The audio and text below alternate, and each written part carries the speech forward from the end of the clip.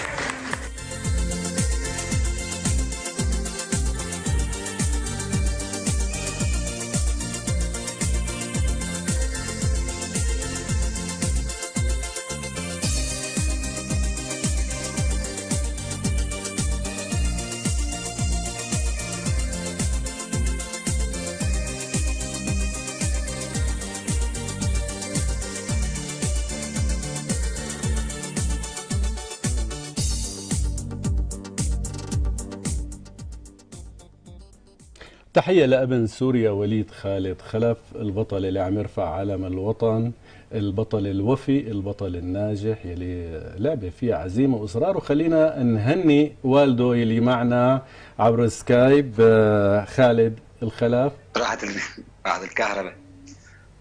سلامات. وياك أخي. عم تسمع صوتي؟ سامع صوتك صوتك بس الحظ راحت الكهرباء سبحان الله. كيفك أبو خالد؟ الله يسعدك اخوي. مبروك مبروك مبروك هالبطل الحلو وهالانجاز الجميل اللي عم يعمله. الله يبارك فيك، يسعدك خلي لي اياك. شفنا شغل، شفنا نزال عم يخوضه، شفنا انتصار. البطولة صحيح. اللي خاضها فيك تحكي لنا عنها؟ هاي بطولة بالمنظمة مال قلقامش، بطولة العراق. طبعا اول شيء انا اخذ بالي الكهرباء، حبيت اول شيء اسلم عليكم جميع واشكركم على هذا الوجود ويانا. الله يسعدكم يا رب، يحفظكم كابتن يخليك. طبعا هاي البطولات اللي عم تنشر ان شاء الله بالعراق هنا، بطولة الملاكمة العربية على نظام الماي تاي ونظام الكايوان والملاكمة العربية، عدة نظامات يعني احنا الحمد لله بدرب. فوليد بدا مسيرته حكيت بها اني من قبل، وهلا بلشنا نصعد به تدريجيا للعالميه ان شاء الله. هذا كانت البطوله. قديش عمره وليد؟ قديش عمره؟ 12 سنه. 12 سنه ما شاء الله. كم فوز صار عامل لحلا؟ 13 بطوله. عمره 7 سنين هو يصعد بطولات ما شاء الله. عم يربح؟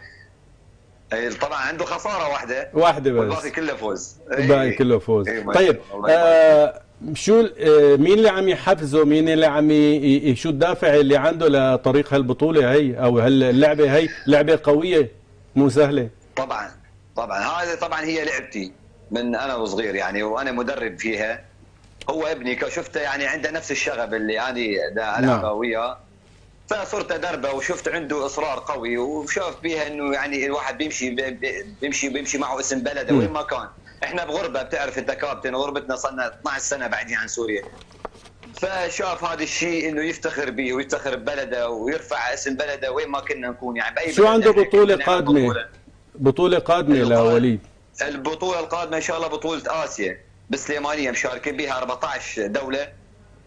راح يلعب ضد خصم ايراني، يتحدد خصمه، هي 19/9 تصير ان شاء الله تعالى. نعم.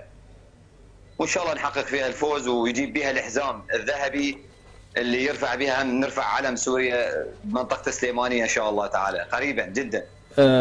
له تحيه وليد، وتحيه لابو وليد، وتحيه الله يبارك كل شيء اشتغل لهالبطوله هي. وان شاء الله اللقاء القادم بنبارك له ببطوله اسيا، وان شاء الله نحو العالميه. الى كل التحيه. الله يسلمك. سلامات. في شاشتكم بس احب اشكر بلدي سوريا، واشكر بالاخص مدينتي زاكيه وجمهور زاكيه اللي دعمني معنويا، ويعني واللي هو محفزنا اكثر واكثر على هذا ان شاء الله. ان شاء الله البطوله القادمه تكون زاكيه ان شاء الله، وفيها انتصار جديد ورفع جديد للعالم الوطن. شكرا كثير. الله يبارك فيك. الى اللقاء. ان شاء الله. بارك الله فيك. حياكم الله. حياكم الله.